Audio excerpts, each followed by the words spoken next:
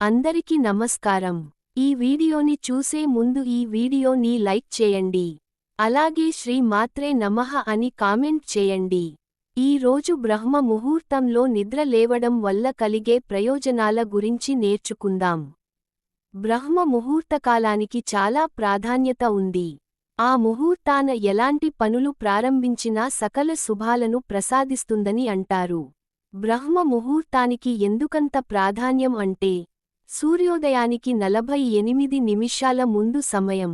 అసురీ ముహూర్తానికి 48 నిమిషాల ముందు సమయాన్ని బ్రహ్మ ముహూర్తం అంటారు. బ్రహ్మ ముహూర్తం పూజలు, జపాలకు మంత్ర సాధనకు విశిష్టమైన సమయంగా ఆధ్యాత్మిక పండితులు అంటుంటారు. బ్రహ్మ ముహూర్తంలో లేవడం వల్ల మానసిక ఒత్తిడి తగ్గుతుంది. ఉదయాన్నే నిద్రలేస్తే ఇంటి పనులన్నీ ఆందోళన లేకుండా అయిపోతాయి. ప్రతిరోజూ సూర్యోదయం చూసే అలవాటు ఉన్నవారికి గుండె, మెదడు ప్రశాంతంగా ఆరోగ్యంగా ఉంటాయని శాస్త్రాలు చెప్తున్నాయి.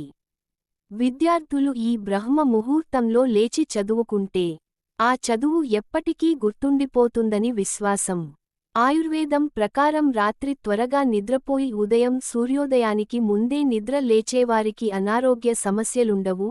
సూర్యరశ్మి మనపై పడటం ద్వారా డి విటమిన్ లభిస్తుంది.